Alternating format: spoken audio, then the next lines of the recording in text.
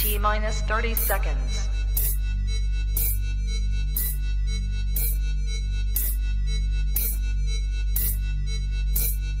T minus 20 seconds.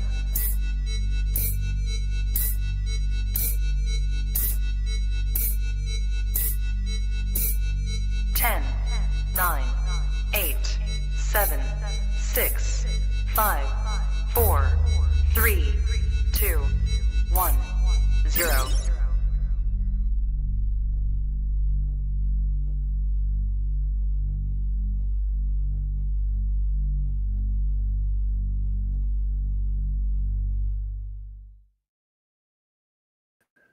Good evening, everybody, and welcome back to another episode of Kush's Corner here on the Trap Talk Reptile Network, the coolest reptile network in the world. Tonight, I am joined by Christen Jacques of Stygian Exotics. She has a very good eclectic collection of a lot of really cool rare species of reptiles. We're going to talk about a lot of her work tonight, particularly that with Candoia, as well as some really cool obscure Colubrids species, Corallus, Aspidites, and much, much more. But before we get into that conversation, as always, USARC. So USARC is the organization that is fighting for our rights to keep our reptiles, to run our reptile businesses, and to live this lifestyle. Check out usarc.org for all of the information you need to know about the organization. And if you are not already a USARC member, I would highly recommend you look into becoming one. As a community, we have strength in numbers, and the more people that are behind the cause, the better. And we're here, guys. Thank you to everybody who is already tuned in the live chats here. It is much appreciated. If you are here on YouTube, please subscribe to the channel, like, share, comment. If you hit that notification bell, you will never miss a new podcast. A new episode drops every single day here on the channel from some of the best hosts in the game, talking about a wide variety of topics. So if you are a fan of reptile-related podcasts, you have come to the right place. We are also available in audio-only formats on Spotify, Apple Podcasts, wherever you get your audio podcast content from. If you're on any of those platforms, please follow the network. A 5-star review would also be much appreciated. And that is kind of the housekeeping up front. Definitely excited to get into this episode. So without further ado, I'll bring Kristen onto the show. How's it going, Kristen? Good. How are you? Doing pretty good. Thank you for joining me here tonight. I'm definitely excited to talk about all that you have going on over there. Yeah, thanks for having me. Absolutely. So kind of to introduce the conversation, give us all a bit of a background of your life and times in herpetoculture, what got you into this, and kind of how you came to the point where you are today. So it's been kind of a long journey for sure. I got into this in like 2000. Okay. And I started out kind of by accident. Like I didn't grow up with reptiles. I was never really exposed to reptiles until I was, older. I got a job at a pet store there that was like an exotic pet store where we specialized in breeding in-house monitors and all kinds of different lizards and snakes and things. And it kind of was like an awakening, I guess you could say. Like I fell very much in love with it. And just, I got really into it really hard. Right about when I had my first kid, I got out of them for like 2 or 3 years or something. Okay. And then I came back to it, and it's ballooned into what it is today, which is quite a bit for sure. So I've kind of been into this for, well over 2 decades now, 24, 25 years. Yeah, I mean, that's awesome. Yeah, that definitely, I feel like that experience working at that store early on was probably pretty integral for you. Oh, yeah. I mean, being so young in the hobby and finding even getting access to like a kind of a diverse subset of reptiles to expand your horizons and gain experience with, it's really, it's probably the most important thing one can do at that point. It's pretty inaccessible for a lot of people. Oh, yeah, absolutely. I was raised in a family that was like, we didn't really have pets, and it wasn't like a thing that I was like allowed to get into. And so it was a lot of fun to kind of explore that. I don't know. And in many ways, it was very much like an awakening. And I spent my 20s like really diving into it and getting lost in it. And it's become definitely part of my identity now. I don't think I could ever not have reptiles. Yeah, absolutely. I can fully relate to that. So Yeah. when you were first getting into it, what were some of the species that were kind of catching your attention up front?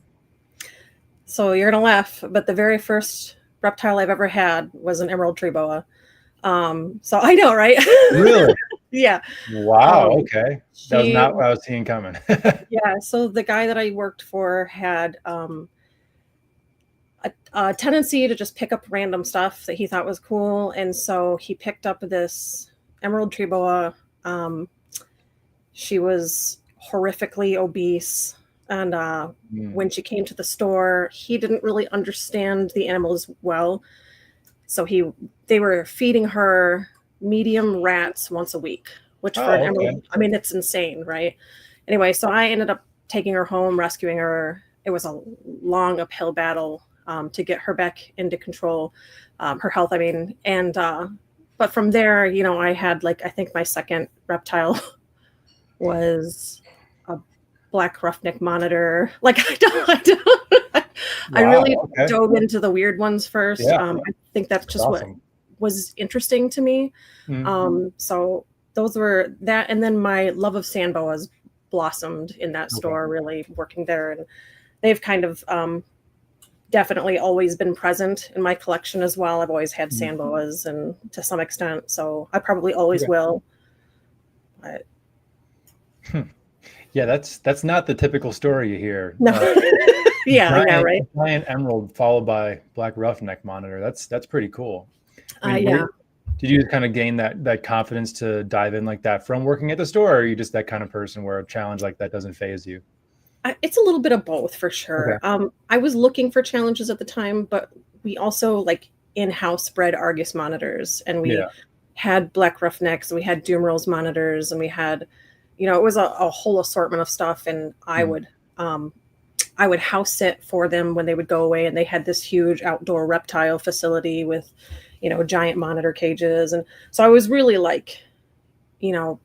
soaked in it, I guess. I don't know. It was just very so I got more of an exposure to I would say the weirder kind of reptiles initially. There wasn't so much, I don't know. It wasn't so much leopard geckos and ball pythons as it was weird, more interesting stuff. We had a huge, he had a tendency to do these big communal cages of lizard. And this is back in the early 2000s.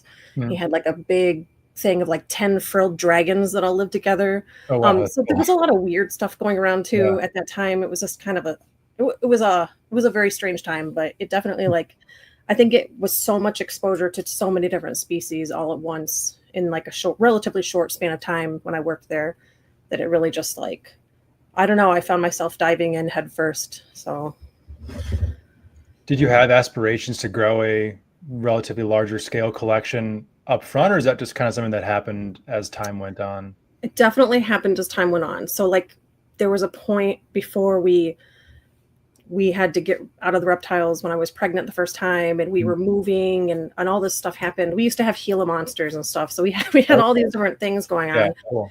And we kind of were forced to give up our collection at that point. And then, so when I got back into it, I was just a couple snakes, just two or three, and then that turned into, right back into it again. So, I've got quite a few projects that I'm doing now. So way more than I think really that I had even back before we took that break. So when you were getting back in, did you have a game plan of okay, this is what I did the first time, this is how I want to change it and do stuff going forward? What was your mindset getting back into reptiles the second time? It's funny because I went to, so before we got out of it, I used to do yearly trips to Tenley, and we had been going every year since it opened, it was newer. Okay. And then I took a couple years break, and I was on a whim, I was man, I really miss being involved in this. And so I convinced a friend of mine to go with me, and just being there and being surrounded by everything, I came home with, I think 3 snakes that trip, and bought 2 more next week. And from there it was just okay, I'm back into this again, and it's, I don't feel like I had, I definitely started back in with a lot of sand boas again. Cause I was into the weird ones, the Russians and the Saharans and things like that. Yeah. And from there, I was like, oh man, look at these rat snakes. And so I don't know. Yeah, absolutely. Well, I mean, since sandboas have been the topic so far, and we've had some sandboa comments. Let's jump right in up top with the sandboas. So you're gonna have to do a lot of educating of me because I'm very much uneducated in the world of sandboas. For whatever reason, they just haven't really crossed my path in my keeping life. So, what is your sandboa collection looking like these days, and how many different types do you have? So I have really had like a reassessment of maybe the kinds of sandboas I'm keeping, as in my focus has shifted in the last couple of years toward ones that don't get as much attention or as much love in the hobby, or aren't even really established in the hobby as captive bred. Right. You can get Kenyan sandboas any day of the week on MORPH Market. There's thousands of them.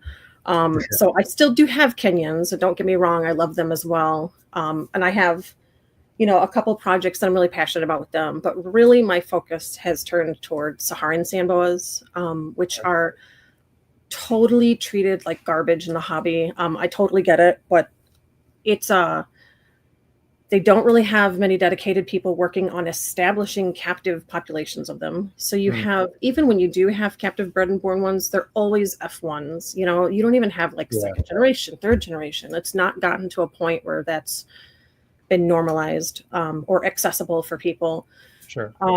So I'm working with special genetics that I have managed to hunt down. I have, I don't know if you're familiar with like the sunburst stuff, which is like, that started really popping up 5 years ago, but I have some very exceptional, like super reduced, almost patternless ones that I'm working with. And then I have an anery one, I have a calico one. So I have some cool stuff that's not out there. And I'm actually expecting eggs from my calico girl soon. So I'm hoping to do some projects with that, which is like, hopefully in the future I'll have like melanistic sunbursts and things like that I can, offer to the public. That's the goal really, is to kind of bring them more into the eye and be like, these are valuable. They have value. They're cool. They're cool for their own reasons, and I just personally find them fascinating. I love that they lay these like egg sacs basically, because they mostly, incubate internally,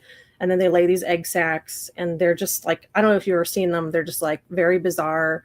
I have, the shell is very thin, so you can actually see the babies moving around inside. And then they just pop out when they're ready. And like, it's like 10 to 14 days is average hatching time, hatching. So it's crazy. And then the egg, deflates into, a little mushy mess, and they're just crazy. They're really interesting to me. So has there been research done into why that process evolutionarily occurs in those? Like, why is that advantageous for them? I think there's a lot of like, I don't think it's very well understood, is my understanding. Is like, they seem like they're kind of stuck in an evolutionary process. There's like a theory that they are going backwards from having live birth to laying eggs again. So there's, honestly, I don't have a good answer for you. And then the Arabians also lay eggs, which is the only other sandboa that does that. But their eggs are harder. They're more like eggs. And do they have a longer incubation period then? I don't think so. Arabians? The Saharans do for sure. So the Saharans, when they get pregnant or gravid or whatever, it's like a really long time. So Kenyans are like 3 to 4 months, and the Saharans is like 6 months. It's a lot longer. Which is infuriating when you're waiting for eggs. You're like, oh my God, just give them to me. Trust me, I get it. But so then for those Arabian sandboas that lay the harder shelled eggs, those, after they're laid, does it take longer for those babies to hatch than the Saharans? I don't work with Arabians personally. So I do believe they take longer to hatch. I'm not 100% on how long, just because I haven't really delved into that. The availability of them is basically zero. There's a couple guys in the US that even have them. And so people are always like, I want Arabians and stuff. Most of the females die egg bound. And then if you do end up hatching babies, a lot of the babies will drop dead around a year old. So there's not, I don't think they're ever gonna be established in the hobby. I really don't. Yeah. And they're There are not really some imported. species though that just don't seem to be too Suited. adaptable to captivity. Yeah, for sure. I think that's one of them for sure. So Yeah, it definitely makes sense. Well, yeah, I didn't even know that, so that's interesting to learn. Yeah, so then it is cool how they're kind of like right smack dab in the middle of yeah. Wow. I find them fascinating. So the different morphs that you're working with, would those be wild caught animals or captive bred ones that you've kind of pick and choose from other breeders, or how did you acquire some of those animals? They're wild caught. So they came in, a couple of them were just like, I got this weird snake, and I was like, all right, I'll take it, and there were a couple that were like hanging out at a private collection down south. And he had them for several years and never really bothered trying to do anything with them, and was finally like, okay, these need to go to someone who actually wants to work with the species. Okay. So most of the ones that I have, they're like the weird morphs, are like long-term captives. They're big, gorgeous animals that are thriving, and it's pretty exciting. I think the just what is left to unlock with them. And I've seen crazy pictures of morphs of them that have been discovered that are in like I can't remember what country it is, like Korea or something. They had some like crazy pied looking ones and like albino and stuff. So there's morphs out there. They're not being captive bred really. They're like being collected. So Okay. So then that gives you probably a lot more peace of mind that these oddball Samboas will be genetic, because it does seem that they are they will naturally just morph out like that. Okay. Absolutely. Yeah.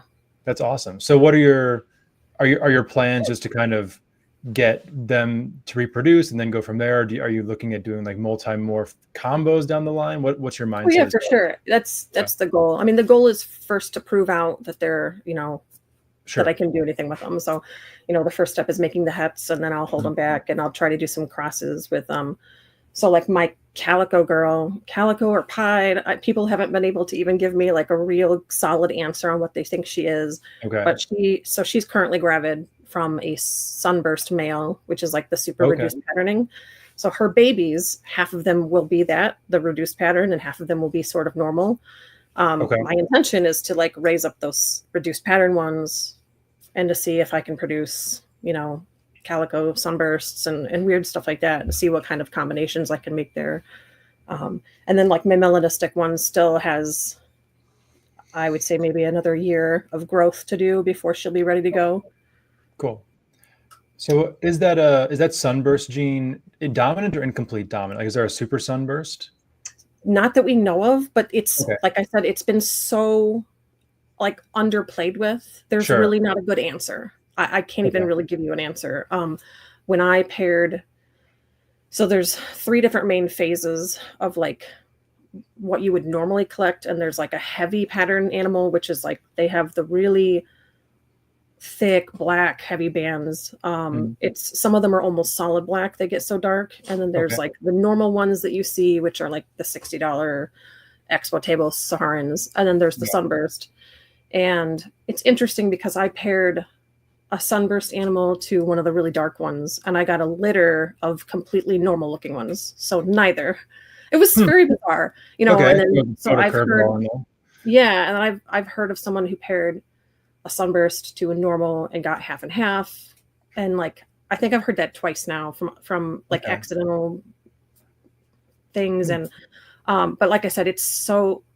There's like 3 or 4 people in the States that are even bothering with them. It's one of those things where like, I feel like until I have more data, I don't want to give you an answer on that. You know what I mean?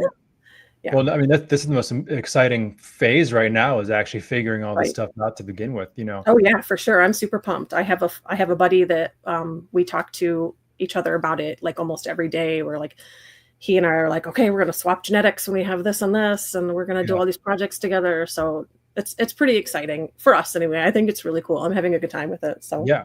Oh, no, that's so awesome. I have a question in the chat before we go too far from it. Your substrate, sandy chips, play sand, what are you using for your Samboas? I am currently using a mixture of Reptichip, the microchip substrate. like the finer one. It's not the powdered one, but it's just Yeah, finer. like, And then I mix that with moss, like sphagnum moss. okay. And they do really well on that. I have used different substrates, sorry, in the past. I just have mixed feelings about different ones. I've experimented a lot with what I like and what I think is stinky or isn't good for them. I prefer like the microchip moss substrate mix because it's easy to mist them without creating mold, like a moldy environment, like with the sandy chips or the aspen or whatever. And they seem to just do well in it. I don't know. It's just from my experience. I also, for many, many years, did shredded aspen. I really preferred that. I really liked that. But I don't like how easily it seems to mold. So I like to mist when they need increased humidity. All my Saharans also have shed boxes. So I keep, Tupperware containers with holes cut out and moss inside. Cool. So they all have that access too. But I like to try to give them like more naturalistic substrate when I can help it. Sure. The sand is fine. And if I was going to tell someone to use sand, I would say to do a sand topsoil mix. So that wasn't just straight sand.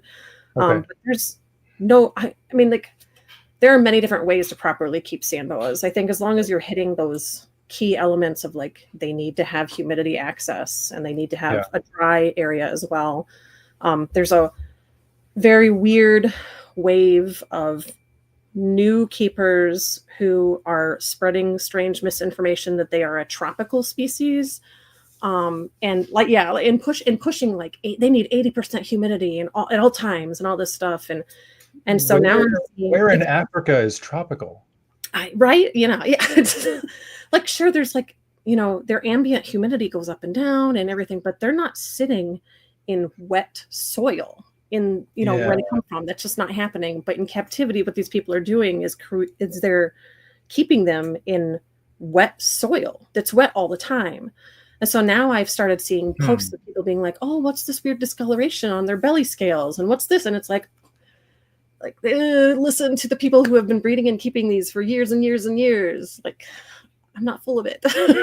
Yeah. I don't know. It's a very bizarre thing. So I don't know where that comes from. But I mean, it makes sense that it's a new keeper phenomenon because no matter what reptile you keep, it can be the most, rainforest dwelling species possible. And if you keep that thing stagnant 24/7, it's going to develop some sort of fungus or rot or whatever on its body. Like, it's just how captivity works. We don't have the airflow of the wild. So exactly. And the sun can dry it out. Yeah, it's just very different. You can't force these animals to live like this. It's one of my like buttons where you can push my button and it gets me really mad because I've engaged in like arguments with people about it before where they're like, well, I keep my single sand boa that I've had for 6 months like this and he's doing fine. I was like, okay, well, I've been breeding and keeping them for 24 years. Like, I think I know what I'm talking about, but you know how that goes. Yeah. You gotta love those little trolls out there. So I guess as far as the Saharans go, since you've been, popularizing them, posting them and everything, have you seen their popularity in the hobby, go up significantly? Absolutely. Yeah. I've seen it. I've personally had a lot of interest, people coming to me, asking me about them. I've had, people on my wait list for them. I've had, when I do have babies, they go very quickly. Awesome. I don't have to sit on them. There's definitely like a group of people that are looking to move into this and start working with it. And like I have, so I have my buddy that I talk to all the time. And then there's like, a group of people that are sort of like growing around our conversation and our work with them and stuff, which is great. We have a very small Facebook group about Saharans, so if you ever want to join a group about Saharans, we'd love to have you. But yeah, for sure, like the interest is there. It's starting to grow. People are starting to recognize them more as not just like cheap, skinny throwaway animals that you see on expo tables, which is sort of how they are viewed in the hobby at the moment. Yeah. No, I mean, that's really important. And, there's a lot of species that we think of now as like cornerstones of the industry that were like that, Yeah. 20, 30 years ago, even 10 years ago in some instances. See, I always love seeing that when a group of people take an underappreciated species and kind of bring them more into prominence, and then also do so with a mentality of, doing right by the animals, keeping bloodlines strong, not just we're going to make as much money as we can as quickly as we can, and here's how you make money out of this too. It's just, and I've fully accepted that this is a passion project. Like, I don't even want to admit how much money I've sunk into my Saharan project, but for me, it's more about like, I'm just interested in them. I just find them fascinating, and I would love to foster more more interest in them overall. And so that always, like, it makes me happy when someone reaches out and they're like, hey, I would love to get into breeding these. What can you tell me about them? So I'm all into that. I'm all into sharing the information and talking about it. So. Yeah, absolutely. But I think you also kind of are benefiting from how, they're, I mean, at least from someone who hasn't kept them, but just, has observed from the outside, a small, probably pretty easy to keep species that you can, market as a first time pet snake or something similar that probably isn't too expensive to keep at a larger scale. I feel like they have a lot of the makings of a good reptile industry project that can kind of scale. I think the one thing so far I have noticed that will be the trip up for now is that the babies are very stubborn as far as getting onto frozen thawed. They will eat live like nobody's business. So that's the one thing I've really noticed that might hold them back a little bit until we get further in generation wise. But there's like a switching point where they get about like a year and a half old, and they all just start taking the frozen thawed. But it's that, I don't know what it is about that first year to year and a half. They really are insistent on having those live prey items. And I personally think that comes from really the instinct to want lizards. They eat a lot of lizard prey in the wild, especially when they're young. So I think that convincing them to take a dead rodent is a hard sell for an animal that's hoping for a lizard, whereas like a live one, at least they're like, okay, they'll take it. But I think we won't have more answers on that until we've got like F2s, F3s and stuff like that. So that's a project I'm working on right now too, is I have holdbacks from 2 different lines of genetics. So I will cross them when they're ready and see what the second generation babies are like and how they act and if their prey preferences change, and we will see. Yeah, that's really cool. So I'm unaware of how it is. I know Africa, all the different countries that export, they change what they're doing on a frequent basis. Are they still being imported with any sort of regularity? Unfortunately, yes. I have really strong opinions on it. I think that the importation of Saharan sand boas needs to stop because they are devastatingly treated like garbage. The abuse that I see at expos and stuff, because I vend expos, I've made friends with expo people, I've seen in person the way they are just horrifically kept, treated like garbage. It's disgusting. And the thousands and thousands of them that come in and are forced to suffer, they die egg bound all the time. They die emaciated and liver and kidney failure. It's just horrible. It's horrific. And there doesn't seem to be nobody cares is what it feels like. There's a guy at our local shows that has a Rubbermaid that he'll keep full of like 300 of them, and they just sit under his table and one sells and he'll just plop another one in the glass container. And he just does that, and he picks out the dead ones and throws them out, and they have like hard as a rock eggs formed inside them. And I mean, it's just horrible. So it's one of those animals that gets imported and really just treated like garbage. And I just want it to stop. It's just, I would say that about any animal. And I know there are other animals that get mistreated as well, for sure. Don't get me wrong. But the vast amount of these Saharans that they are taking from the wild, it's just, I don't know. To me, it's maddening. I mean, shoot, that makes you wonder what the heck a show promoter does. Like, if you have someone at your show who's doing something like that, like what do you do? Most of them don't care. Yeah, that's just. I'm going to be honest. Michigan is particularly bad. There's only like one one show here really that has any quality control. Hmm. Everyone else, it's like a free for all. You know, you can basically put whatever dead animals you want on the floor. I mean, it's just, I don't know. I don't know if that's like that everywhere, but there's definitely some standout vendors here. They're horrible. I don't know. Yeesh, that's terrible. I mean, yeah. I mean, anyway, I've taken in dozens and dozens of dying, half dead, mouth rot, full, all these horrible Saharans over the years of people that are like, I've given up, you know, I don't know what to do with this. I bought it for $30 off a table. yeah. And I'm like, okay, well, it's full of hardened eggs and it's this and that. And it's like, I don't know. Yeah. So on that note. I mean, nice way to, but hey, unfortunately, sometimes you got to talk about some of the shitty realities we deal with in order for them to even be addressed in the first place.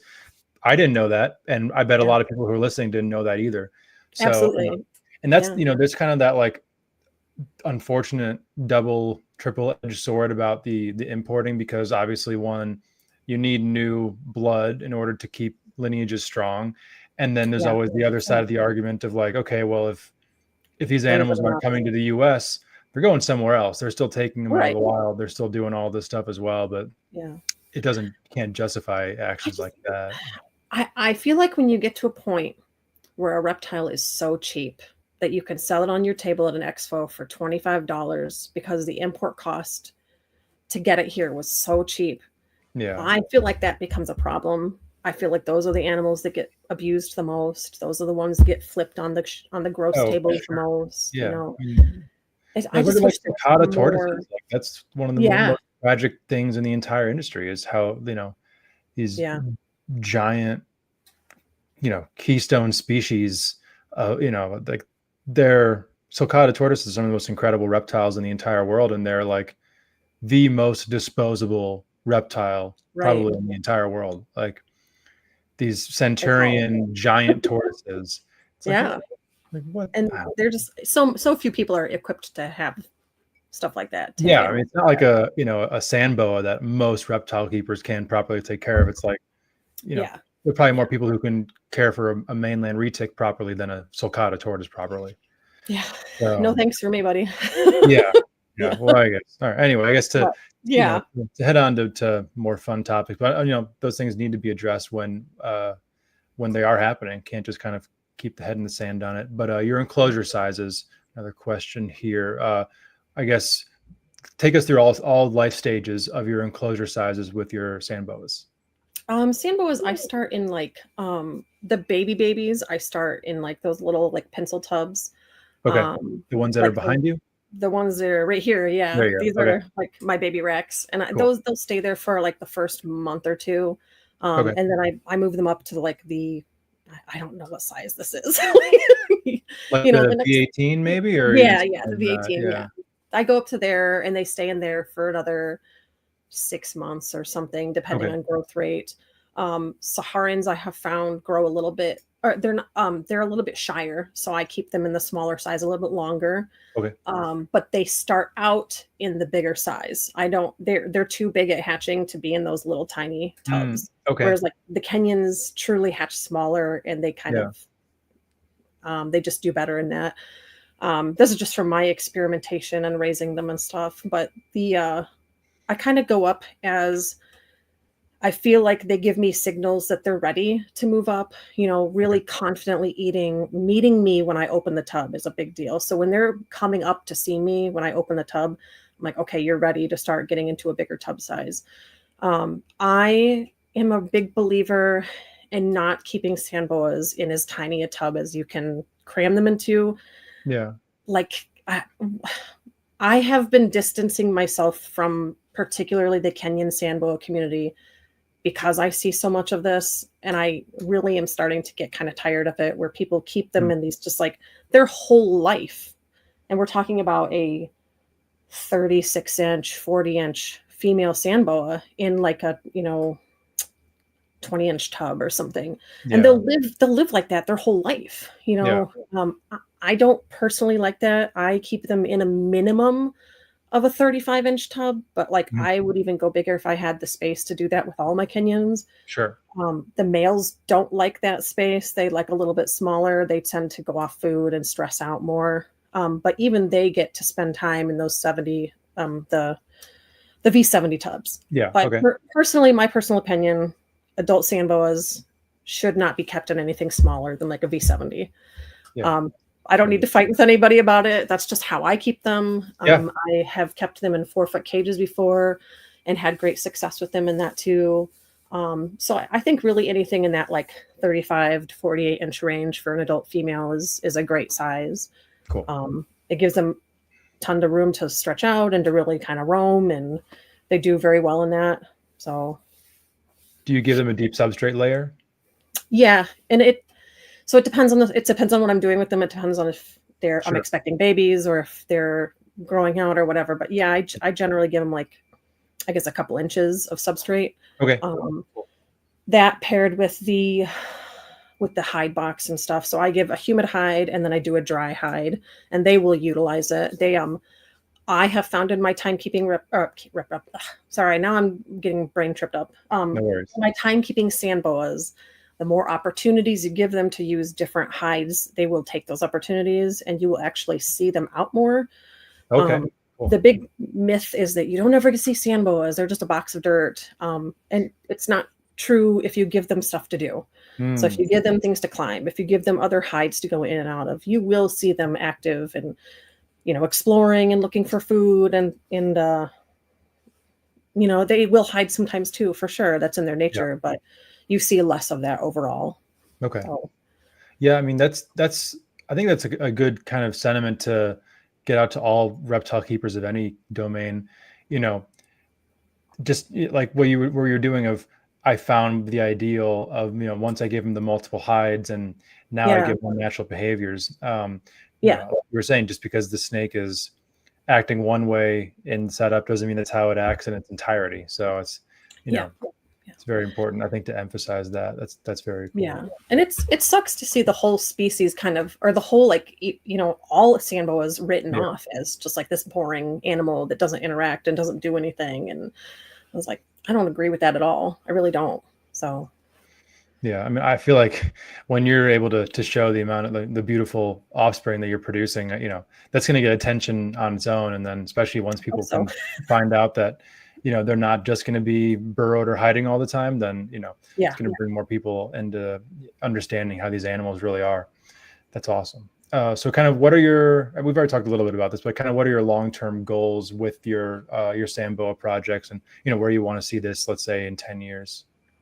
I mean, hopefully in 10 years, I have multiple lines of really healthy genetics, of like varying, different expressions of genes that I can send out there. And my plan right now is to do a lot of genetic sharing with a couple of friends and to say, like, this litter of hets I'm going to be producing soon, like I will split it up between me and a couple people. And I'm not like even asking money for it. I just want us to work with these bloodlines and get it out there and start producing them and making them, more present in the hobby. So really long term, I would love to see these animals in many hands and people kind of starting to take them seriously and seeing other channels post about them and talk about them, because they are fascinating. They have fascinating behaviors. They're fun. They're not huge, so you can have more of them in a smaller space, rather than having to provide a 6-foot enclosure or something. So there's just a lot of cool benefits to them. With my Kenyans, I just have passion projects that I like. I like certain genetics, so I'm hoping to kind of work with the GX paints and stuff are my favorite out of all the like genetics out there right now. So I'm really working on producing as naked as possible, like a yellow snake with like a couple spots on it. And I'm working with more of the canary line animals, so more of the yellow colored ones, which are they turn into this beautiful like light cream color as adults. They're very gorgeous, stunning animals. They have silver blue eyes, just beautiful. So that's the future for them, hopefully. Yeah, that's awesome. I mean, would you see yourself getting into any other species of sand boas or just kind of sticking with the Kenyans and the Saharans? So I have kept almost every commercially available, hobby available sand boa species. And they all have their good things and their bad things. And I have just found them. I found the Saharans and the Kenyans to kind of be where my home is, if that makes sense, where I'm most interested. And I look at them and I'm excited about what I can do with them. And so I'm really just focusing on those two species. I would rather, I would rather focus on two that I'm really invested in than have like, a little bit of all of the different species. Sure. I get that. And the Russians are amazing. I'm just not into having to cool something down to 40 degrees. Yeah. It's just, I don't know. It's just not my thing. And the Indians are amazing, but they get huge. And I don't know. So really just, I think the Kenyans and the Saharans are where I'm keeping my Sambo thing. So yeah. Hey, if it works, it works, stick with what you're passionate. Yeah. And that's gonna work in the long run. Well, cool. I want to do a little pivot now and do some Candoia talk. That's really what when I found your page. Actually, I got to give credit to my girlfriend Brooke. She put me onto your page, I just was like immediately. I'm like, okay, I need to interview Kristen. Like this, that's awesome. this has to happen. Talk a bit about your Candoia project. I mean, just the absolute best looking Candoia I've ever seen anywhere. I appreciate that. Thank you. They're stunning. They're absolutely stunning. I mean, for anyone who's checking in now, from the thumbnail of the show, I mean, look at that snake right there. You just don't see him looking like that around. So tell us. No, you don't. They're so I have two Candoia species that I'm really working with. So I'm working with the Halmahera boas, which are Candoia pulsoni tasmai, and they stay smaller. They're like 36 inches for females. And then I have the pulsoni, which is the bigger ones, which is the one you just showed a picture of. Okay. The females for those get about 48 inches at full grown. So I'm really focusing on those two species. Those are the ones that I have invested a lot of attention into and effort into. My whole plan with them is to have, when I'm 80 someday, I'll have F4s and 5s and stuff because they take a long time to mature. So I am really focused on strong genetics, on selecting for prey preference. So I'm holding back the most beautiful animals that take pinkies right away. So that is my goal. I'm hoping to prove that after several generations, I will get higher and higher percentages from the litter that start on pinkies right off the bat on rodents. I was really spurred on by reading a paper or a study, I don't remember, by someone who did, it was like with corn snakes or rat snakes or something, about how they did generational selection for prey preference. And over time, by like F4s or something, they were all eating rodents. Whereas it started with like 50-50 and then 75 and it went on like that. So I'm also working on that because a big complaint about them is that they can be hard to start. So you get these massive litters and then only half of them will eat rodents. That creates like a roadblock for a lot of people who want to keep them. There's no like nice way to say that the U.S. hobby is very stuck on rodent feeding. It's our bread and butter. It's to the point where like other prey sources aren't even really available as much. Right. You really have to like be willing to drop a lot of money on, like in my case, if I wanted live anoles, I'd have to spend a couple $100s to make, a shipment worth it. Because if I'm paying $80 shipping on some live anoles and then I have to keep anoles and it's a whole thing. So absolutely, my goal is to find all the tips and tricks to figure out these animals, to get them solid, and to have basically like, so someone can reach out to me and be like, oh, I had a litter, what do I do? And be like, this is what you do. And you know what I mean? That's kind of my goal with them, really. And I have had a lot of experience with establishing babies and what works and what doesn't work over time. There are definitely things that there are a lot of misconceptions about them, a lot of half-truths and myths and things like that. So I feel like a lot of my time kind of combating that too. I get inundated with messages from people about Candoia. and it's always the same thing. It's my Candoia won't eat. What do I do? Yeah. Or, I bought a female and she dropped 50 babies. What do I do? So there's a lot of stuff like that I guess for better or worse, I have taken it upon myself to try and to solve. Yeah. Sometimes I hate myself for it. When I'm in the middle of baby season, like 2 years ago, I had 110 baby Candoia pulsoni. I know, right? And this 110. This whole thing's full. I have like deli cups, and I mean, it was just nonsense. It was a horrible experience. Not because of that. Kids too. Yeah, I have 2 Did you kids. sleep? I have all kinds of stuff. And Did you sleep? No. Okay, basically. that makes sense. It was really rough, and when you have I was investing hours and hours every night sitting on the floor trying to feed these babies, trying to get them to do things. And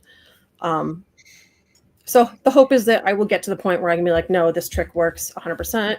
And I have gotten there a little bit more and a little bit more every single year. So cool. I do feel like I'm on the verge of cracking this issue. I do have a lot of things like, it's funny. I don't know if funny is the word, but there are breeders over in Europe who have had more experience with them than the US hobby overall. Okay. I don't know why that is. I don't know if it just took off over there more, and they have seemed to have more of a place in the hobby over in like the European countries and stuff. And man, you would not believe the gatekeeping of information. It's just insane. I had a guy tell me one of his tricks for establishing babies, and he told me don't tell anybody. That's my secret. I was like, like I'm gonna tell everybody now. Like I just know the European hobby for you in a lot of ways. Some of those guys are very, very guarded with what they're doing. Mm-hmm. So, yeah. And I don't agree with that. I think that's not a good look for the hobby. That's not how we grow. And if we want Candoia to be commonplace in the hobby and to be taken seriously in 10 years and to still be around, those things can't be kept secret. It's silly. I mean, I feel like if you're in that position where you want to, I don't want to say gatekeep, but like stay on top of your market, do that by producing the best looking animals, maybe. Yes, instead of trying to intentionally sabotage people so that they can't succeed. Just try to stay ahead of the game by producing the best stuff and keeping the best stuff and doing the best yourself, like not by intentionally screwing over other people. Exactly. And people are going to find that out about you too. Like I've dealt with people who, I come to learn later on. I'm like, oh, you're kind of a piece of shit. Like I don't appreciate how you do things. And then, now my opinion of that person's permanently tainted because of how they operate their business. So that's unfortunate, but I mean, then, kudos to you for trying to combat that, that it takes some work, especially with a species that for this instance, like in the US hobby, I mean, how many people are really having regular success with any Candoia species? Not much. I mean, there's people out there, but not much. Sure. And the people that are successful, are doing weird things with them that I don't agree with. I don't want to like shame anybody, but there are definitely people that are like, you're not helping the situation by the methods that you're using to establish your babies, or the methods that you're using to sell them to people, or the way you're representing them isn't helping them. I don't want to like get into that, but it's just a weird thing where it's going to take more people that are dedicated to them and to really get it right and to really listen to the right advice to get anywhere with them. And, like my goal with my Candoia is I'm breeding the most exceptional animals I can get my hands on, and then holding back the most exceptional animals, which people hate me for, but to raise them up and then produce more of those, so that in a couple generations I will have, more and more to hand out to people. And, the more information I can share, because I want them to be out there and to be like, I would love to be able to go on MORPH Market and scroll like pages of, pulsoni babies, and oh, this one's cool, and this person had this litter, and like that would be cool, like maybe not quite like to ball python level, but like it would be cool to have Right. like, Yeah.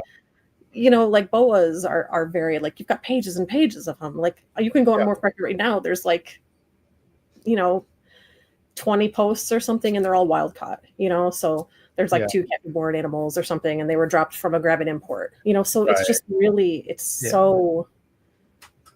just so few and far between still of people actually seriously working with them. Yeah. Yeah, absolutely. I guess so. We had a question. I don't want to take us too far back in the conversation, but I did miss asking this as well. Tips on switching Kenyans, I guess, will go in the context of any sand boa to frozen thawed. I will say, if it's male, good luck. Honestly, in my experience, male Kenyan sand boas do not want frozen thawed. Some of them will take it. But once they hit a certain age, especially once they get to that breeding age, they just like turn off of frozen thawed. Wow. I have had so many males where it's just like, you just want to like strangle their little necks. It's like, just take it. So I'm constantly having to like, okay, fine, you get another live, this or that or whatever. That's just been my experience with them. There are methods that you can do. I do a lot of like, I just totally lost track of my own thoughts here. No. Oh, so I have with babies, I will use this method where I just, I clear out the bedding in a little area to make like a concave section, and I set the frozen thawed animal there, close the tub, and leave it overnight. And they're in like these pencil containers, and a lot of times that'll get them. I don't know what it is about that, rather than like getting it in their face and they go like, oh, I don't want that. But just leave it there. A lot of times I will get a lot of babies to switch over that way. Okay, cool. I have also found a weird method where if you offer the pinky with dripping water coming off of its nose, and then you bring it nose to nose, they will engage in drinking the water, taste the rodent, and then just open their mouth and start eating. And so you can I do that with a lot of my babies to start them. I'll just have them all together in a tub, and I will just start offering, and I'll get one going, and then another one's like, wait a minute, what are you doing? And something about that just triggers everybody's feeding response. And so that is a trick for starting babies if you have like a group. I have been experimenting recently with scenting because I really believe they eat a lot of lizards in the wild. Yeah. My Saharan sand boas are really into lizard scent. So if you take like skink skin, like shed skin and things like that, and you rub it on the pinky, and I'll even leave pieces of it in the deli cup with them and the rodent, they'll eat it. Whereas before they wouldn't take it. So that's another tip that I have found really useful with them. The trick, I saw the comment about the vibration of the animals to trigger the feeding response. That is very valid with my Saharans for sure. I have found that to be so useful, especially when you have like one that's like not sure about the frozen thawed. I have found that if you dance it around and you get them really excited, you'll see the tongue, and then you'll see them start to come up out of the litter or the bedding or whatever, and they're looking. But if you touch their face, they withdraw and they're over it and they don't want it. So you kind of have to do this like dance around and near them and kind of go by them quickly and stuff, and then they'll grab. So they're definitely, like, I talk about that method in I have like a Saharan sand boa care guide thing. That is a trick I use on some of my like stubborn feeders or wild caught animals. So cool. All right. Awesome. So to get back to the Candoia, so why the Paulsoni over the rest of the Candoia genus? I just prefer them. I keep going back to I want to really focus on a couple species and make it really good. I would rather do that than have 8 different species and have only a couple here and there. To me, that feels like a waste of my time, because then you're not creating room for yourself to have holdbacks. You're not creating room to have these lines and these tons of different genetic lines. I have kept every other Candoia that's available in the hobby. So I have kept the Indonesian tree boas. I have kept the Australis. I have kept the viper boas. you know, I found the viper boas to be unpleasant. I wonder They why. are so they bite. Yeah. Most of them bite, which is what it's fine, right? Right. That's Yeah. one thing, but that's just one thing on a line of things I didn't like about them.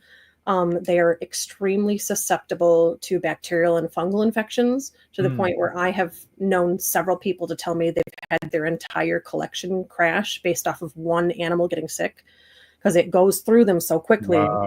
And then they'll all die. So if you ever see like a viper boa with a little like a white kind of like a white glaze over their color, it's really hard to explain it, but when you see it, like it'll be like a white over the ridges of their eyes and stuff. The animal's death, that animal's gonna die. It's basically dead already. So they are just sensitive to that. Their husbandry requirements are a little bit more intense, and they poop and pee in their water dishes literally like it's like every 10 minutes. And I honestly, just all those things together, I was like, I can't do this. I had invested in some really beautiful viper boas, and I lost one. She was gravid with 17 babies inside her. She died out of nowhere, like literally weeks from giving birth. All the babies were dead inside her. This fire engine red, beautiful animal. And it was that moment where I was like, okay, I don't want to do this anymore. And they hate clean water, what he said. So, I found them unpleasant. I really did. So I just was like, you know what? Someone else is more passionate about this than I am. I'll let them handle it. Australis are amazing animals. They are incredibly difficult to breed. And for me, like I said, I would rather have the space for animals that I can do line work with and know I'm going to get things from than animals that I may never get babies from. Sure. It's like one of those things where you just have to pick and choose like where your passion is. And do I want to invest all these like 4 foot, 6 foot enclosures for these giant tree boas? Because they are big. Yeah. Or do I want to move on to something that I can work with, I like to work with, and I can do multi-generational breedings with them? Yeah. Whereas like, I feel like if I had stayed with the Australis, I would be like really bored. And I hate to say that. That's not like, I don't know. Well, I mean, self-awareness of that is very key, because if you don't know these things, then you're keeping animals and you're half-assing it, and that's bad for you and for the animals. So, I agree. You know, I think there can be some stigma around saying something like, I just didn't like keeping them, or I wasn't so passionate about it. You need that level of self-awareness so that the animals are good, because otherwise you're compromising animals. Yeah, I've had this argument with people too. It's like, why would you want me to keep these animals that I don't really want to work with? Yeah. You know, like I had someone give me all this shit about moving out of viper boas, and like, you can't let one bad experience, you know, cloud your view of them, and you know, blah blah blah, and all this. I was like, so you want me to keep them and be miserable and hate them and change their waters and curse them every day? Like, you know, I didn't hate them, but it was not something I wanted to work with. And I think that self-awareness is important. Yeah, very. Yeah, I'm not willing to make myself miserable in this hobby too. Like, I'll tell anybody that. I'm not going to sit around and because some jackass on the internet thinks I need to keep every Candoia species. Like, that's just not what I'm about. Yeah. I don't know. I know that's blunt, but it's true though. And it's, you know, you've come to that conclusion. So who's anyone to tell you that you're wrong on that? Right. And you know what? And it's the viper boas that I still had that I moved out. I sent them to really passionate individuals who really wanted a breeding project with them. And they were just so thankful that I like, wow, I can't believe you're giving me this amazing animal. And so now those animals are in a home where someone's like, yeah, and they've got a paludarium for them, or however you pronounce it, like, and really knocking it out of the park, you know. And there's people out there that are doing viper boas like crazy well. That's you know, awesome. there's guys that I follow on Instagram. They're just, it's like, wow, you know, I'm glad you have the passion for that, because that's what that species needs. Like, they need someone that's going to be like, yeah, I'm going to change the water dish every day, or I'm going to create a waterfall so they have clean water flowing. And I think that's cool. Oh yeah, I mean, I had the same thing happen last year. I had a pair of Halmahera reticulated pythons that I had raised from babies, and they were at adult size. And I just kind of had this moment. I'm like, they need big cages, and I'd rather have more scrub pythons in those cages than these retics. and somebody else is really going to like these retics and do, is going to put more attention into them than I am. So, after putting 4 years into raising a project up, I'm like, I'm going to let these ones go to somebody who's going to be doing more with them, just because this isn't where my focus is, and they'd be better off somewhere where they are the focus. So, and that's, I really can't I can't understand how important I think that is. People that just keep these animals because they think they need to, or whatever. And it's like, no, let the people that are passionate do it. Like, I don't know. Yeah. I mean, and anyone who thinks that like people are really thinking that hard about them, you've just kind of deluded yourself a little bit. I mean, no one really thinks about somebody else that much. Like, you might get one spiteful, sad person to leave a mean comment and then forget about it 10 minutes later. Like, okay, you know. So I every once in a while I'll get some shitty comment, and excuse my language, it's just like I have a very short fuse with that kind of stuff. I'm like, you come to my doorstep to say something crappy, like, okay, bring it, Yeah. I don't know. I'm self-aware enough to be like, I can't handle this animal. I don't have the space for this animal. I don't have the resources for this animal, etc. And so I don't keep that animal. I do very well with my Pulsoni and my Tasmai boas. I have bred them yearly for years now. I've successfully raised and sold many hundreds of them, and I have there's a guy who used to follow me around on my posts, and he would go, these will all die. They'll all die before they get a year old. All Candoia die. They're stupid. They die. It's a $10 snake, all this stuff. And I've had one snake that I sold die out of hundreds and hundreds. And that was it was a not user error, keeper error. Unrelated, it's just like, it's one of those things where it's like, you don't even know what you're talking about. Yeah. I don't know. Yeah, that's just someone who's very sad inside and wants to take that out on somebody else. Yes. Someone who had a bad experience themselves. Yeah. And wants to take it out. That's what I really think it comes down to. Yeah, absolutely. Well, we end up at these really fun topics and these fun points. But I promise everybody we will get back to more fun things. But anyway, we're about at that time for our commercial break. So sit tight, everybody. We'll be back in a few minutes with some more Candoia talk. For the #1 PVC enclosures in the reptile game, no better place to visit than Focus Cube Habitats. Excited for today's sponsor, Focus Cube Habitats, #1 enclosures in the reptile game by far. Everything you see behind me are 3x2x2 PVC design enclosures by Steven and Ashley over at Focus Cube Habitats. They're based out of Texas. If you head over to their website, you can select from over 30 plus different enclosure designs that they've done. Two of the hardest working people in the reptile hobby today, and I'm so excited to add more Focus Cube enclosures. So much again, Steven and Ashley. I appreciate the 5+ years of partnerships that we've had together. Looking forward to growing more. Head over to focuscubedhabitats.com. Head over to their YouTube channel, subscribe, and check them out on Instagram. Thank you so much, Focus Cube Habitat. When you think about building a good community and being a leader of that community, nobody comes to mind better than Mark Hager over at Texas Chondros. That's right. Make sure you head over to TX Chondros on Instagram, and also head over to Mark's website, see what he has available green tree python wise, and be ready for quite the 2025 green tree python breeding season out of Mark Hager. He's a veteran in the green tree python game, one of the best and nicest breeders in the green tree python game. He's been putting on the whole state of Texas for as long as I've known him. So if you want to see all the amazing other chondro keepers out of the state of Texas, another good reason to go follow Mark Hager over at TX Chondros on Instagram. And again, head over to his website, texaschondros.com. You can find all the links in the description below. Thank you so much, Mark Hager, for supporting the trap. Treat. Sorry for the interruption, folks, but a quick word from our sponsors. One of the things I love about being a part of the reptile industry is all the learning, okay? Learning can be fun, and I can prove that to you.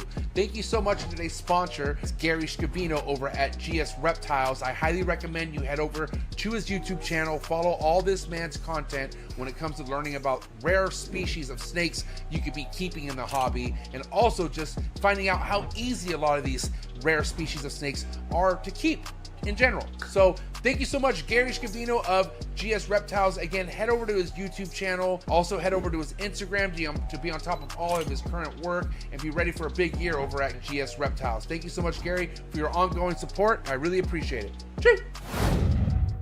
One of the biggest growths we have in the reptile industry today are the rare species of reptiles that aren't worked with. That's right. That's why I went ahead and partnered up again with Brian Susan over at SUNDOWN Reptiles. Brian works with species such as kahua geckos, gargoyle geckos, all species of tree monitors.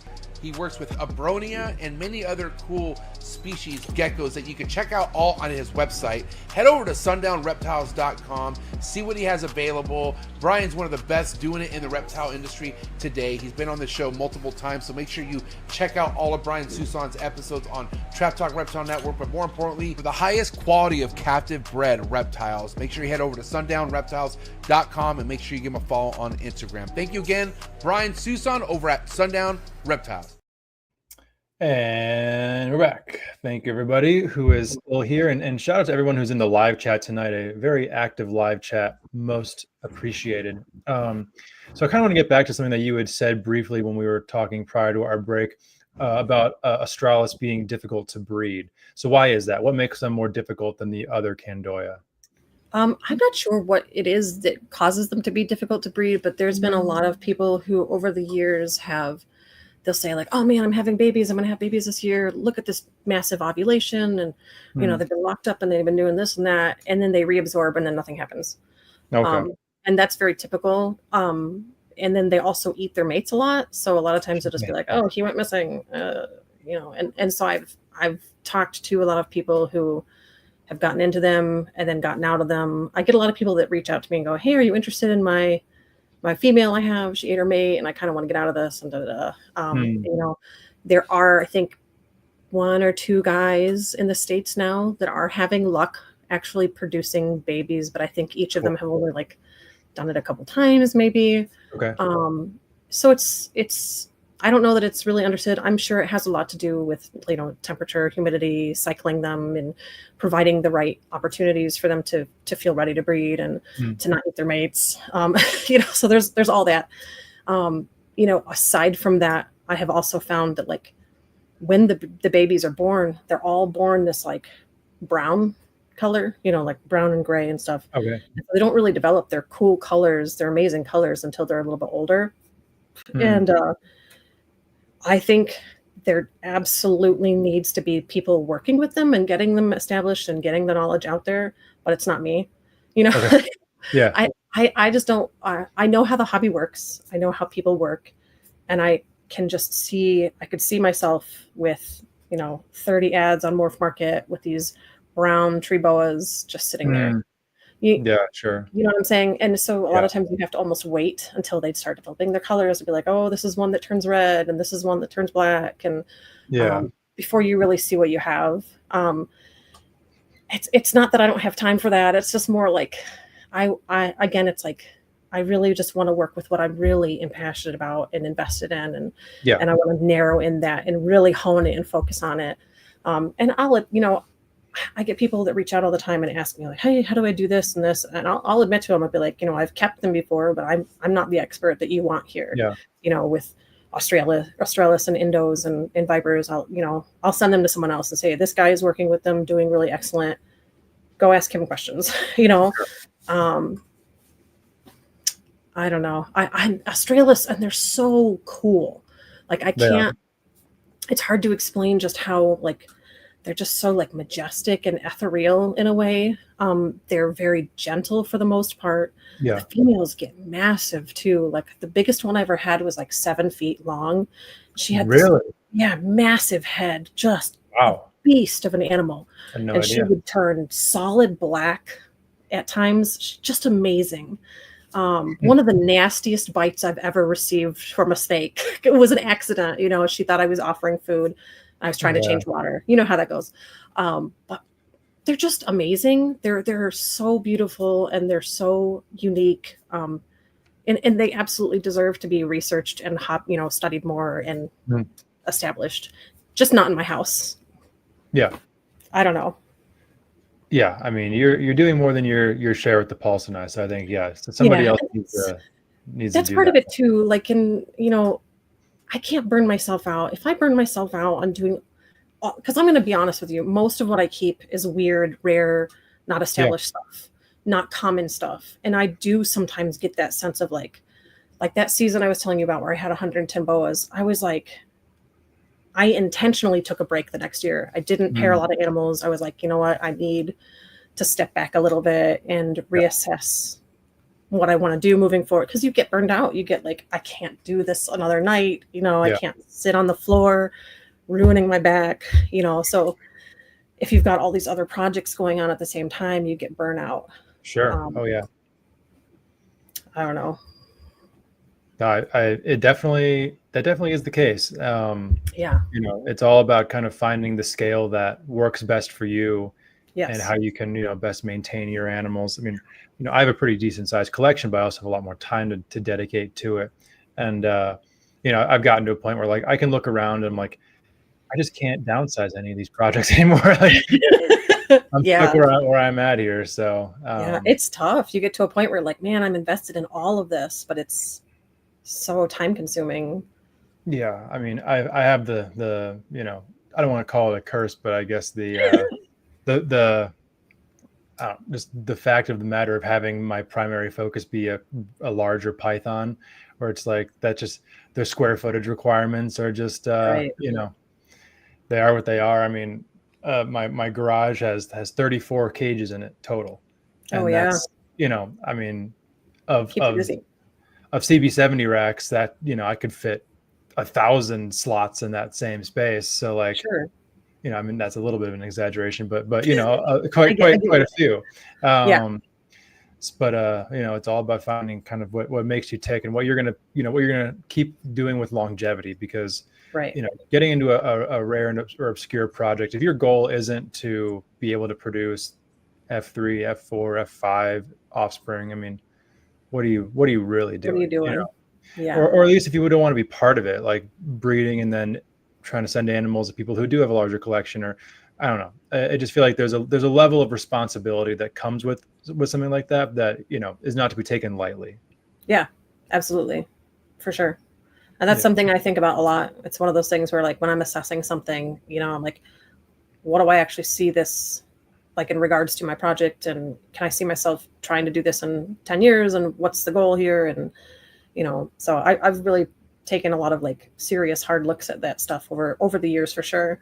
And that's why I'm here. That's why I don't have, you know, those species anymore, is because I took a hard look at that and I was like, these don't make me happy. This isn't bringing me joy. This isn't something I see myself pursuing, you know, so they're better off in the hands of this person or that person. Yeah, absolutely. Yeah. I want to get into some of your Candoia care. Your adults, what size enclosures are you keeping them in? It's a hard one to answer because they're very individual animals. I have had issues where some animals that are like, so for instance, my largest female, she can take down a medium rat, no problem. She's every inch of 4 feet. Yeah.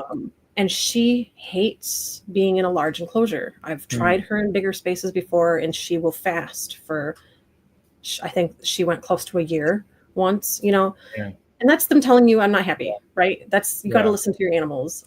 So I have them in varying sizes depending on who is confident, who's not confident, who wants the space, who doesn't do well. My personal opinion, and it's just, I don't think that V70s are right for them. I think it's too small. It's not enough space for them, for the adult females anyway. The males don't get quite as big, so there's more room for argument there. Yeah. The males tend to cap out around like 24 to 30 inches. So it's not quite as big of an animal. And with Pulsone, not the Tasmai, that's a whole different beast, because those, like the Tasmai males truly stay very small. Okay. Like, how small? They like, gosh, it's like 20 to 24 inches. I mean, they're so small. Yeah. Wow. The males are, and the females get around 36 inches in that species. So, and again, that's like a foot of difference between, you know, the Pulsone and the Tasmai. It's a much bigger difference than it sounds. It really is. And, you know, the girth and everything too. But like my Pulsone females, I have them all in, like 8016s. I don't know if you're familiar with that. It's like a really giant with the big windows and stuff. They're really big, like massive. ARS or like a freedom breeder? Yeah. They're ARS, I think, and they're 8016 is what the rack is called. They do really well in that. It might be what's to my left.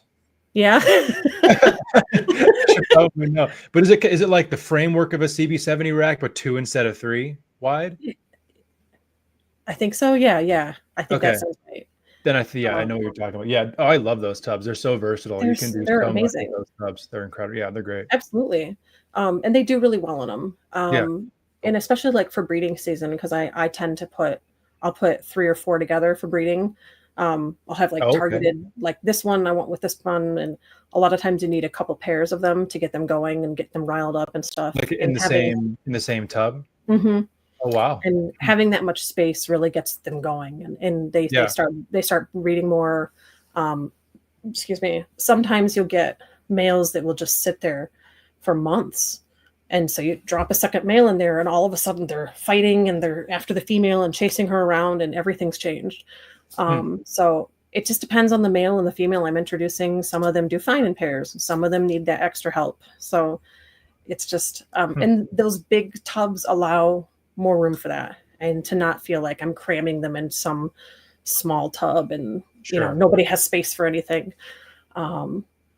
And the V70s are great for like the males. I think they do fine in that. I think the Tasmi females really do fine in the V70s as well. But my adult Tasmi females are all actually in those giant tubs too. So, okay. My thing is always, if you can offer more space, go for it. If they continue to eat and they're doing well and you have the space to offer it to them, you know, why not? So, so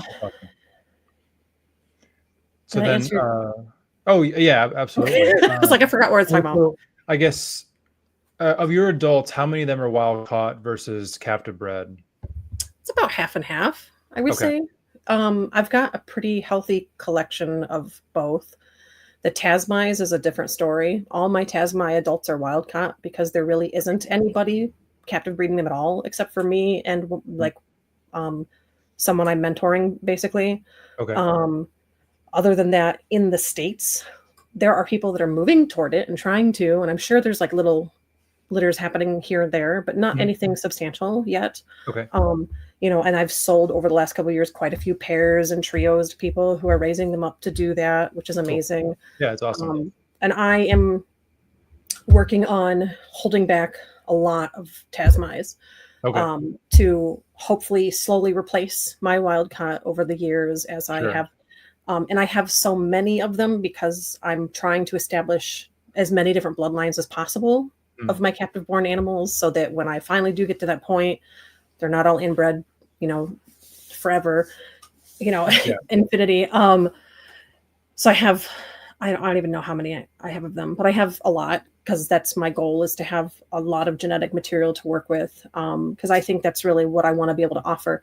And I get asked all the time, if I buy this female, do you have an unrelated male? And so I want to be able to be like, yeah, absolutely. You know, here, I'll hook you up with this and that. And I don't know. I think I also am very conscious of the fact that there's a lot of talk about those animals not coming in anymore soon, about that stuff going away. And I would rather have way more bloodlines than I think I need than to be in a position where I'm like, crap, I'm stuck with, you know, just this to work with or whatever. Yeah.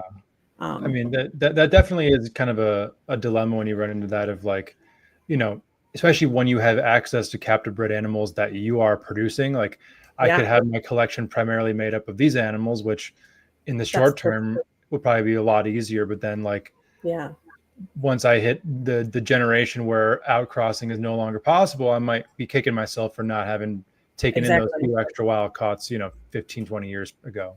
Right. And because they take so long to mature too, I'm very conscious of that. I would say half of my collection is Candoia, like easily. Just that in the vast number of animals I have that I'm raising up, a lot of them are ones I've produced. And then there are various life stages of other ones I've had that are, you know, wild caught from here or there or whatever. And I've hand selected over the years. But yeah, the goal is to phase those animals out as they're getting older. You know, rehome them. I've already, you know, when they get to a certain point, I kind of adopt them out as like a pet only animal and they live out their lives in peace, you know, especially with, they produce such drastically huge litters, it's very, very hard on their bodies. Sure, I can imagine Takes so. them years, genuinely years to recover sometimes. So I don't know. That's just what I do with them. How long are you resting that female before breeding her again after a big litter? So if I pair a female, so their gestation period is also a long time. Yes. I pair a female, like let's say I paired her in, I bred a bunch of animals in like October to December of 2024. Okay. They'll give birth in like summer of 2025.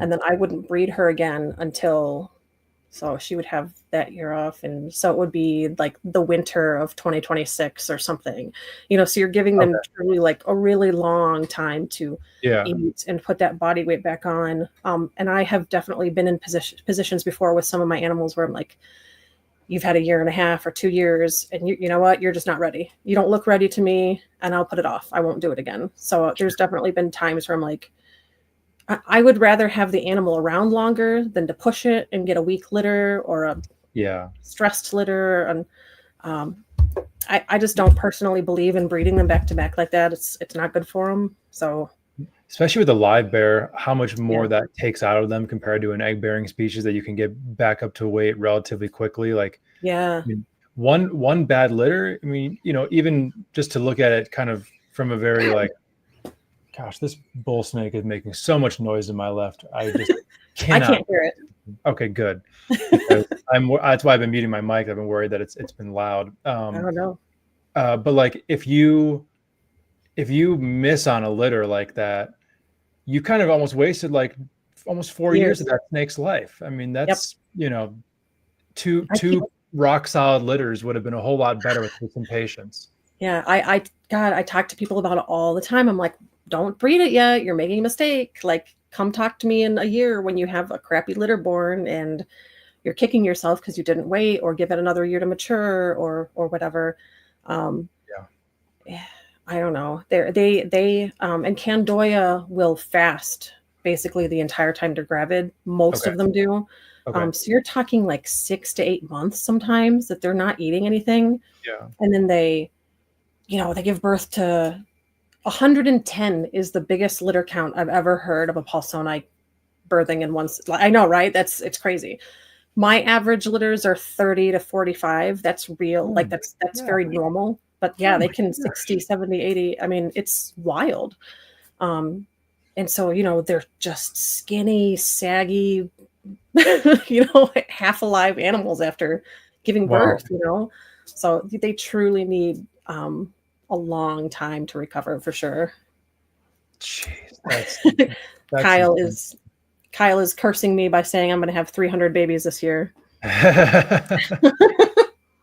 Gosh, yeah, that I mean, that definitely means you're doing something right, but maybe you need to do less of that right thing if you're. I know. I'm trying to like. It's tough because people are like hounding me for the high white ones, so I'm like tempted to I'm tempted to breed more females than I want to deal with the babies. Like, so there's this like fine line of how many do I pair this year, because not all of them are going to take. So there's, it's hard. Sometimes I like that 2 years ago, I was kicking myself. I was like, this sucks. And then last year I barely had any Candoia born at all. And I was like, oh man, I didn't pair enough, I'm bored or whatever, but it's hard because you can't know what's going to happen for sure with these animals. Oh, 100%. Yeah. I mean, especially with live bears that have long gestation periods, you can only do so much in a scenario like that. A lot of that's up to the animals. Absolutely. I have we actually picked up an ultrasound machine because I can't I can't stand that like 6 to 7 months of like, is she carrying anything viable? Is there anything happening? What's going on? And just being able to have that peace of mind, like, oh, I see lots of little babies. Okay, we're good. Like that helps a lot for me to like stop worrying or thinking about it. And I don't know. I think at this point, I'm like, I have to have something like that because it's just, there's too much going on. So. Yeah. Well, don't give me that idea, because the only thing that I would do that for would be my rattlesnakes, and that might not be the safest idea in the world. So, no, I know how that goes. I mean, dude, their gestation is almost a year long. So It's crazy. Yeah, but it is kind of nice where you can like you breed this year and you're giving birth the next year, and this is the entire group that's breeding this year, and then hopefully they'll be the ones giving birth next year. So it kind of like it's easy to kind of regiment it. But and I'm lucky that I have, you know, egg bearing species as well. If I was only waiting on that, I might completely lose my mind. But anyway, so comparing wild caught and captive breds, do you see many differences from a behavioral or breeding standpoint in your adults? I think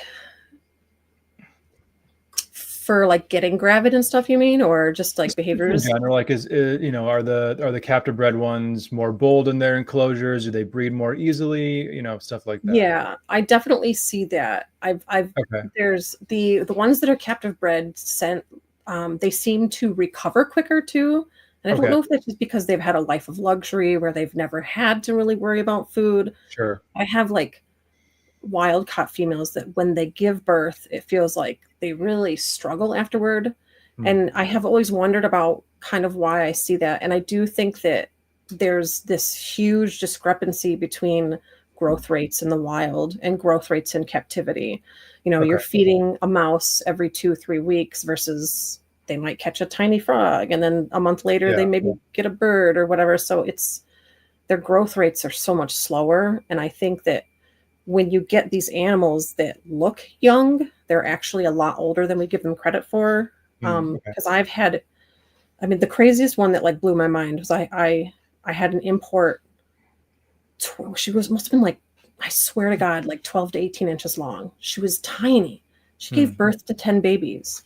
And it's like, you're mature? You know what? But, you know, she was probably 7 years old. Wow. So, it's just, some of that stuff is like, it's hard to reconcile that. You know, because I have a very hard line with mine. Like, I don't breed my females until they're about 6 years old and this weight and eating this size prey item. And, but yeah, that consistency of the meals all the time and versus, you know, not being guaranteed that, and being bred every year, you know, maybe she's getting chased around every year and losing that weight all the time. And you don't know. So I have definitely, I think I have recognized that the females, like the captive bred and born ones, seem to bounce back quicker. And that really could just be because they're younger. Yeah, true. They do tend to have more of a confident feeding response for sure. Like the wild caught ones, I had a female that fasted for 12 months. And fun. That sucks, you know, because you're like, please, you know, but I don't get that with my captive born ones. They don't really do that. Which is interesting because I've never really thought about that before, but I don't really think I've ever had a situation where a captive born adult has fasted like that for me. It's interesting. It's something to ponder now. I'll have to look at all my records and stuff. But yeah, the captive born and bred ones, like, you know, once you get them feeding, they're solid. You know, they want to eat every time you move. You know, you're walking around in the room and they're all following me, looking out their windows. Like, that's awesome. Yeah, they're just very confident and very cool when they're established like that. Yeah, that's awesome. So you mentioned briefly kind of about their growth rates and whatnot. How do you approach feeding them from baby to adulthood as far as frequency, meal size, growth rate, et cetera? I really err on the side of like treating them more like an emerald tree boa, you know, where people, you know, you feed adults once every 3 to 4 weeks, you know, overloading their systems, you get very obese snakes very quickly. And they will always act hungry. I mean, it's like a fish store tank when you go up and the fish are all like, oh my God, food, you know, that's how they are when they're established. And like, they act like they're starving, you know, all the time, and you're tempted to feed them, but it's really, really not good for them. Like my babies, I feed the babies when they're truly like small. I do every like 7 days. First like 3 to 4-ish months or something. And then I start spacing it out. You know, yearlings I'm feeding once every 10 to 14 days on, you know, fuzzies and hoppers, just depending on growth rates. And by the time they're like 3 and 4 years old, I'm pulled back to like every 3 weeks. My adults, like my big true adults, I feed them once a month. You know, they get a small rat, maybe a medium rat, but usually it's just a small rat. And I feed them about every 4 weeks. but yeah, pushing them more than that, you get like very quickly they get obese. It's interesting because I actually did in 2021 or something. I don't remember what year I did this. I did like a little study with like a couple animals where I was like, I fed them on different rates to see kind of what would happen. Mm-hmm. And man, they get obese very quickly. I was like, Okay. I was surprised, honestly. I was like, okay, wow. Even when they're young? Yeah, for sure. Oh, wow. Like they get like very like squishy feeling, very obese very quickly. But yeah, I really think that like less is more when you're feeding them. And I know that there's, again, it's like the hobby is so focused on growing to adulthood as quick as possible.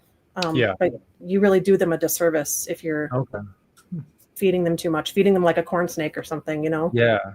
That's super interesting because, like, I mean, obviously there's so many nuances within the entire snake world. But like, for instance, me with my scrub pythons, I found out that you can do really serious long-term damage to an individual by restricting his food when it's young.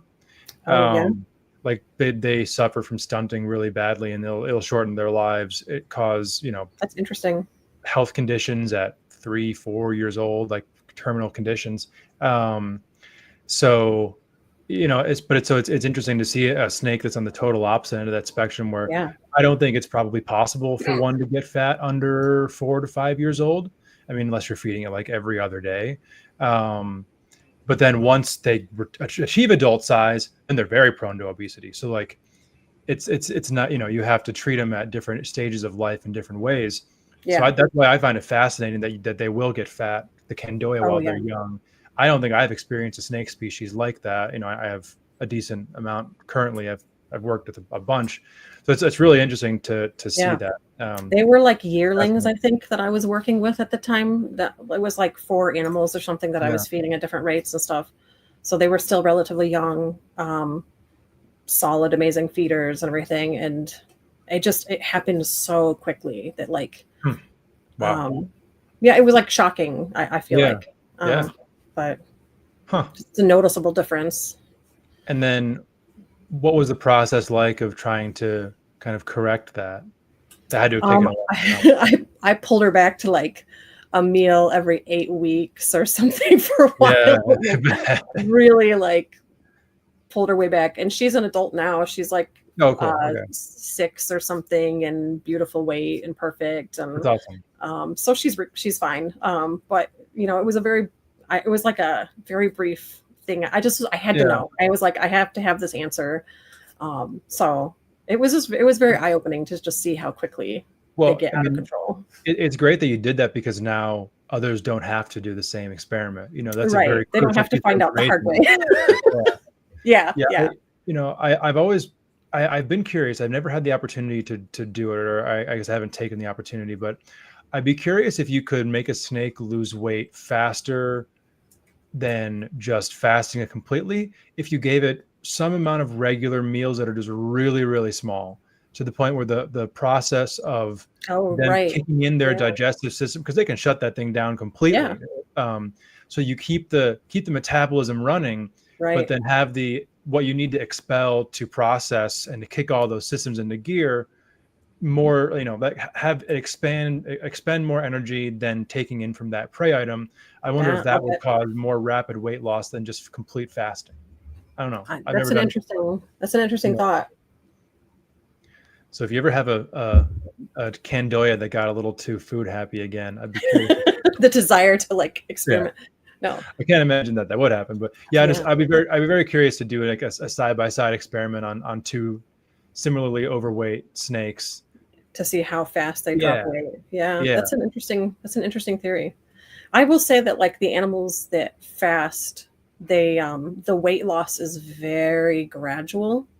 The female that went 12 months without eating, she dropped just like very little weight. It got to a point where I was starting to be like, okay, if this doesn't change soon, I'm going to have to do something dramatic, to get it going again, like force feeding a hopper or something to get something in there, Sure. But the amount of weight she actually lost was minimal, really, over the course of the year. And now she eats every month again. It's just, they're just weird animals sometimes, but Yeah, sure. is interesting.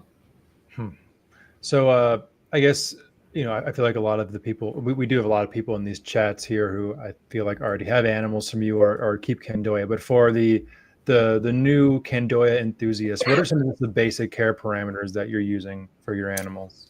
So I keep a hotspot of like 84 to 86 available. My gravid females I offer up to 90, and they will utilize that on and off as they need to.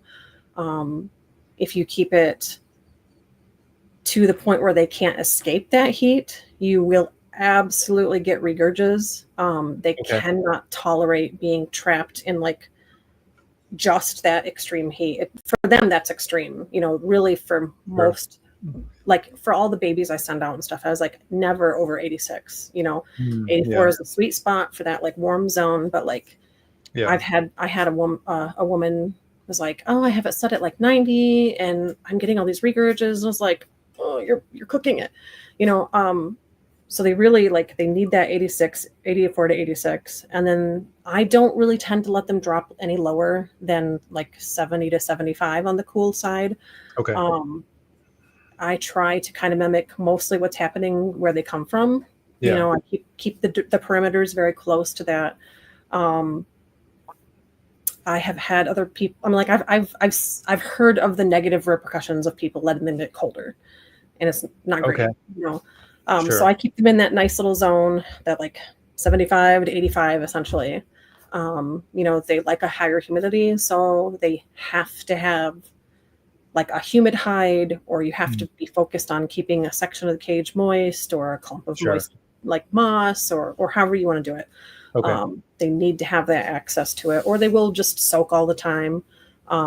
Babies are very prone to getting blisters, so they will urinate and poop in their water dishes, and then they sit in it, and then they get skin blisters. Excuse me.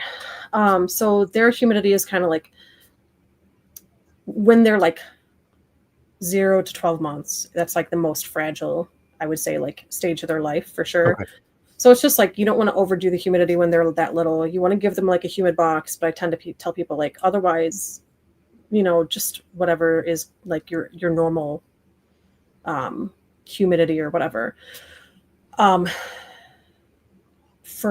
like husbandry really is very simple. I feel like it's not complicated. It's not like you need to have 110 on this, and it's a very short little window of heat, and a humid hide and a clean water dish, and so pretty compatible with most most snake species.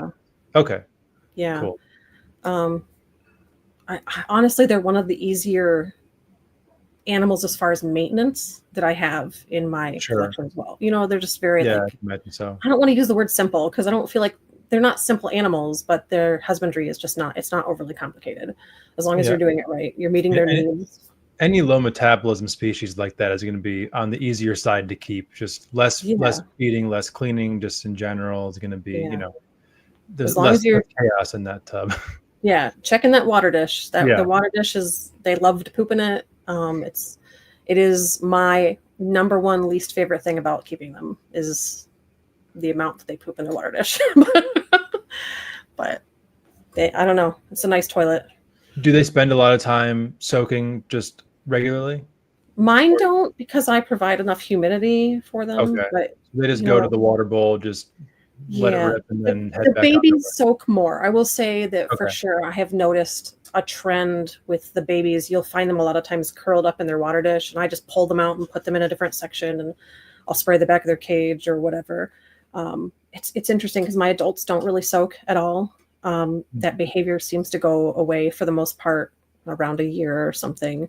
And that's individual too. Some, people's houses are lower humidity or higher humidity. And so you have to accommodate for that. But I think definitely like the babies I have noticed do more of that, which sucks because of course they're the ones that are susceptible to getting the blisters. So no, definitely a double-edged sword there.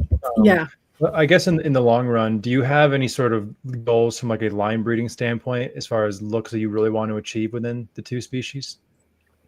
Yeah, I mean, I'm line breeding for as high contrast, clean patterns as possible. I'm going for like the whitest white in the I've got different kinds of stripes and stuff that I think is cool, like different patterns and stuff. Okay. I'm going for like some broken up stripes where they turn into more like spots than stripes. Cool.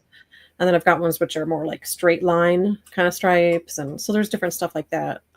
But I really like, until I have like multiple generations of all these things, it's going to be kind of a long project. The females can't be bred until they're like 6 years old. So it's, my holdbacks from 2 years ago, I've still got, 4 years to go. So, it's a lot.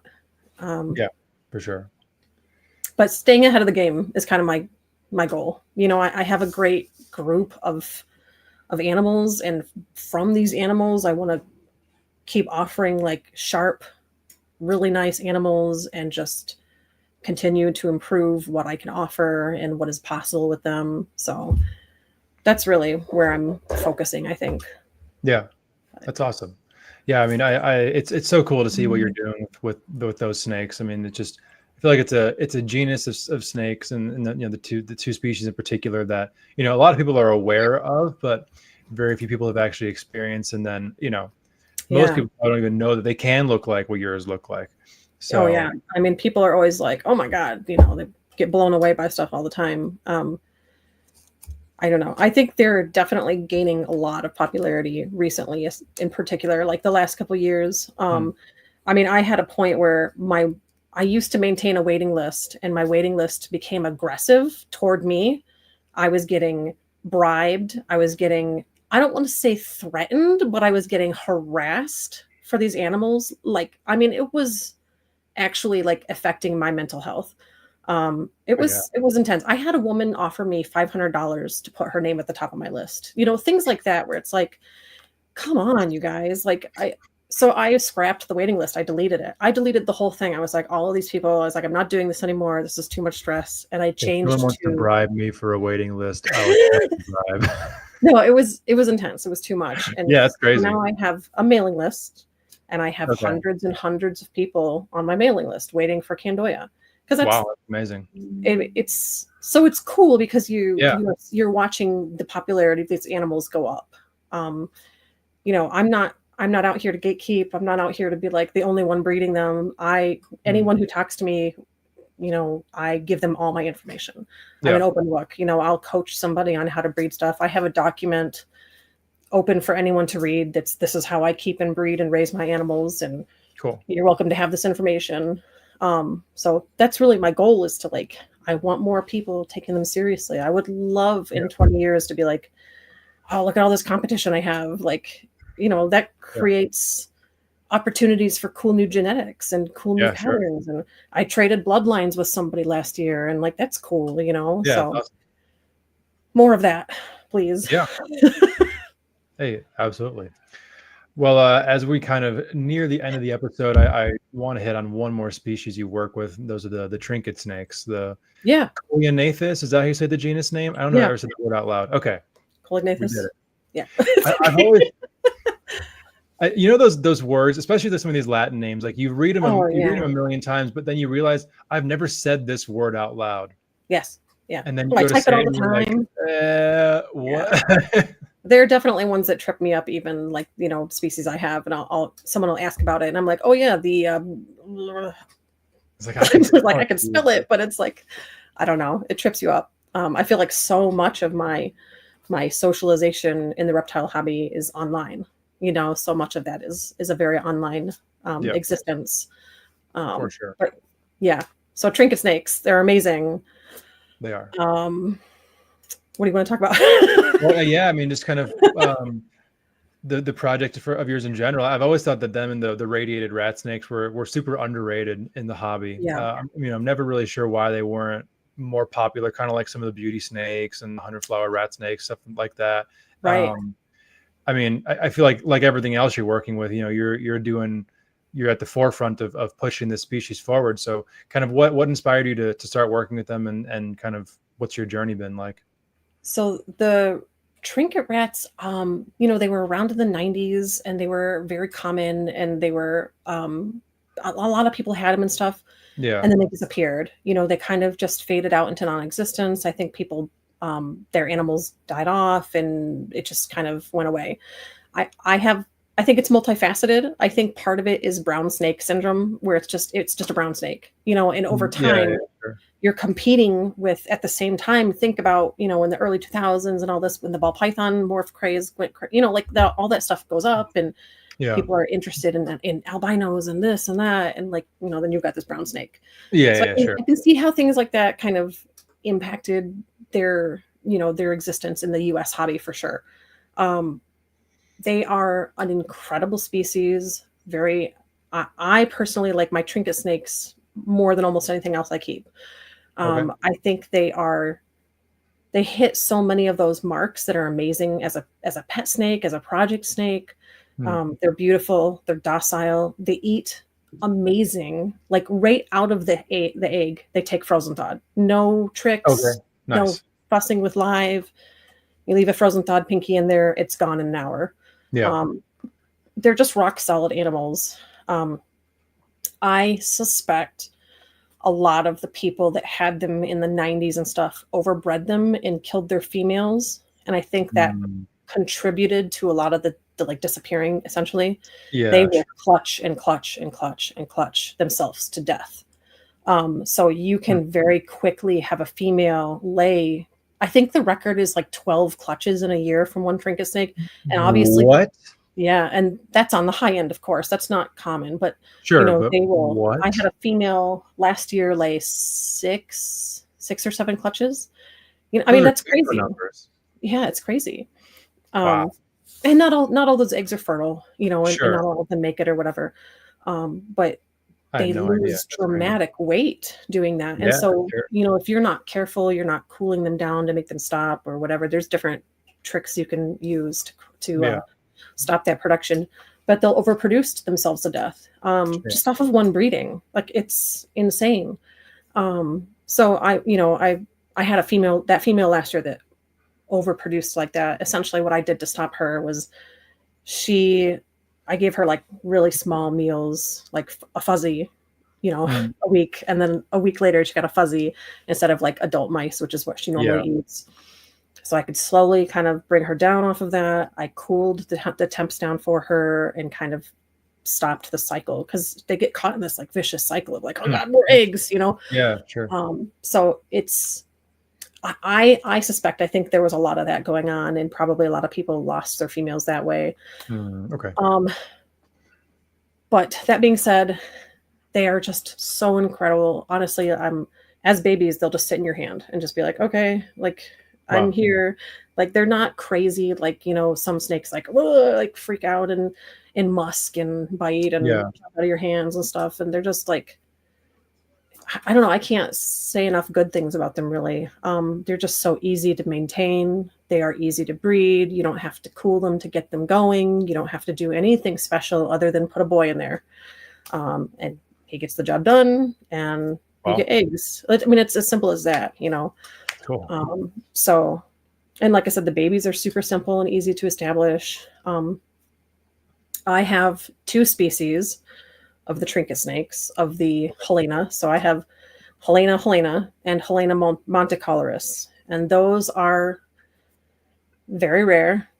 I don't want to say I'm the only person in the world with them in captivity, because I don't know that for sure. I don't have any way to know that unless someone comes out of the dark and is like, no, I have them over here.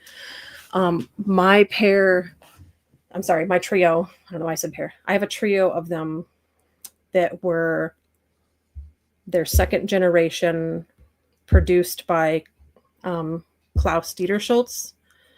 Did I say that right? His name? Yeah, Klaus Dieterschultz. I think I'm pronouncing that right. Okay. Again, it's one of those things where you don't say it out loud very often. Yeah. So they were produced by him. Okay. Years ago or whatever, and they're his bloodline, and you can't collect them. They're illegal to export from where they live. And I've never heard of anybody having them in captivity other than in India, where you can, you know, obviously you're in there and you can collect them and whatever. Sure. But I have been unsuccessful breeding them so far. So I'm trying some new tricks right now as we speak. They're wrestling in their hide box right now. I can hear them kind of like, you know. Nice. So hopefully, finally, I will get some eggs from them. That'd be awesome. But, they're incredibly beautiful. They get a little bit bigger than the common trinkets, which are the smaller ones I was talking about. Okay. Not by a lot, but they get a little bit bigger. Fascinating, just very beautiful animals. So I'm hoping to be able to offer some of those. My plan, I know this makes people sad when I say it, is to hold back the first clutch or two. Oh yeah, you have to. Yeah, because they're so rare, and my adults I have are getting old because I imported them from Germany. I think I got them I have it in my records or whatever, but I imported them a year and a half or 2 years ago or something. Okay. And so they're all going on 6 years old or something. So it's like, time is running out. You guys got to do this for me. So I am trying this other thing. And if it works, like, I will be happy to share my information. I'm not one of those people that's going to hide it. So but yeah, for sure. Like those first couple clutches they're not leaving. I can't afford to let those out. No, not at all. But they're cool. They're really cool. I think they deserve a bigger place in the hobby. I think there's a lot of, with both species, there's a lot left to do with them. You know, they are so variable in pattern too, that there's like a gold line in Europe, they call it, where it's a really reduced. So they have like a brown base, and then they have white, like a lace pattern on them. And then they have like black markings. And the gold line is like a lack of that white and black. So it's mostly a brown snake. They're a brighter, like, I wouldn't call them gold colored, but they're like, that's what they're calling them. And then there's a higher white line where it's intense white, you know, all the way down to snakes. And that's what I'm working on right now, is producing a higher white kind of line of snakes right now. But so I'm raising up a couple holdbacks right now, and that's exciting. I've had an amazing like response to them, like a lot of people reaching out like, oh man, I want a pair, you know, I want to get in this, which is awesome. I think they're great animals. And they make amazing pets. Like, I had a woman reach out to me who wanted a first time snake. It was her first ever snake. I was like, get a trinket snake. And this is why. And she absolutely loves that animal. It's amazing for her. It's super simple, basic care. She's never had any issues with it feeding, and it's super gentle. Like, you know, I can't guarantee that out of a corn snake, but I can guarantee it out of this trinket. Yeah. So, I don't know. Awesome. I think they're amazing. Yeah. I always love when people take a more obscure colubrid species and, work with it to get to the point where it's like, okay, this is a snake that I want to, market as a first time pet snake. Like, For me, it's the Mexican pine snakes. Those are the ones that I think are like a really great first time pet for a lot of the same reasons of why, what you're saying with the trinkets. I think stuff like that will just make this hobby so much better of, the starter snakes, not just being ball python, corn snake, and, whatever else. But like, ball python, corn snake, 20 other colubrids that are like basically fit the exact same profile and might even have some, some attributes that are better than that of corn snakes. And not to talk down on corn snakes, but no, they're great too. No hate. I have a pair of Okeetes that Mr. Patrick Holmes here produced, and the female is one of the most monstrous snakes in my entire collection. Really? She is just absolutely nuts. And I know that's gonna go away with time. But if you're a first time snake keeper and you open that thing's cage and it just you're like, oh my god, it can be off-putting for sure. Yeah. So that's going to be a negative first experience. So it's funny you say that. You brought up radiated rat snakes, and I can tell you right now why they're not popular is because they are nasty when they're babies. They are crazy. They bite. They freak out. They musk and piss and jump out of your hand all at the same time. Like I have a very vivid memory of holding one, and it was like, it like bit me and it shot pee everywhere, and it was like trying to get away from me. And I'm like, I'm just trying to get you in a deli cup. Like, it was just, I was like, this isn't, I can see why they're not more popular. Sure. As adults, they do chill out, but like Okay. yeah, they're in that weird, like that zone when they're babies that they're just wild. They're wild Yeah. animals. Absolutely beautiful animals, but like not for Yeah. me, like there's those, Sure. and I love like the Colognathus in general. Like I really enjoy them. I have another project that I just picked up that I'm very excited about. I haven't officially really announced it on any of my social media because I don't want to like jinx myself or but I got a really rare group of animals. I'm really excited to introduce them when they're feeding and stuff, but Yeah. but yeah, like so I am really invested in like that genus overall. I think they're really fascinating, and there's a lot of amazing animals in that group. Like I would love to get my hands on there's another species of Helena that have this triangle pattern on their head. It's like an arrow. So they're actually called arrow-headed trinkets. Beautiful. Okay. It's like you should look them up later. They're amazing. Yeah, but they're not in captivity at all anywhere. Okay. So maybe someday someone will smuggle a pair or something. I don't know. But, that would be terrible. Please don't. I know, don't do that. But if you do that, my address is no. Don't tell me about it. Yeah. They're just there's so many cool snakes out there. I don't know. There's a lot of cool stuff. But, yeah, that's the problem. Yeah, too many snakes, too little time. Yeah. I do want to ask though about the multiple clutches. Are they breeding again before they drop another clutch, or are they retaining sperm to fertilize those eggs? Yep. So literally like a gecko, just boom, boom, bam, boom, bam. boom. Yeah. Wow, that is impressive. I mean, very few snake species will do that. That's impressive. It's insane, honestly. Like I had read about it and everything, and then experiencing it was like, oh wow, they weren't kidding. Do the radiateds do that as well, or is it just a trinket snake? I don't think the radiateds do it quite as many times in a year. I think it's more like 4 to 6 or something. That's still a lot. Yeah. It's still a lot. And it's all dependent on how much you're feeding them too. Like if you're feeding them heavier, of course they're gonna give you another clutch. Yeah. Like oh, sorry. Go ahead. Sorry. No, you keep going. I don't want to. I was just gonna say I have I think his name is Daniel Schwent. I'm probably mispronouncing that or misremembering it. He was breeding radiated rats for a while, and like his female, I think he was like, I'm drowning in radiated rat snake babies right now because she keeps clutching. They keep laying eggs and stuff, and it's like, oh my god. I think at one point he had like 25-30 babies or something at once, and that's at that point, get yourself a water monitor or black throat, and hey, we got you a clutch of radiated rats today. Have fun. That's what womas are good for. So there you go. They, if I have malformed or failure to thrive or dead Candoia, they do great. So yeah, absolutely. Yeah, that's awesome. Are there albinos within the trinkets like there are the radiateds? There are, but not available. I think that like. They definitely exist. I've seen them. I've seen pictures of them. I think there was one found like in the last year or something. I think there's one in Germany, a guy that has a pair or not a pair, like one that he's trying to make hats with and stuff. I have to imagine it'll be years before we see those in the hobby, but oh my God, I would love to have those.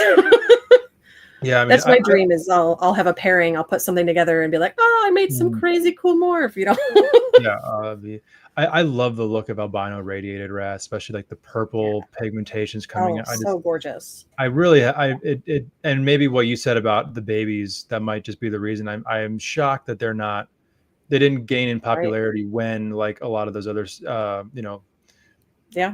Asian rat snakes did.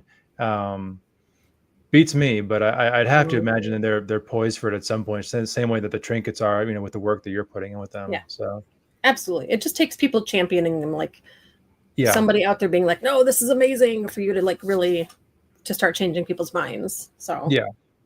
I mean, and if this conversation did anything tonight, obviously I think it'll make a lot of people, gain an interest in the species that you're working with, but also just that mentality of whatever it is that you're into.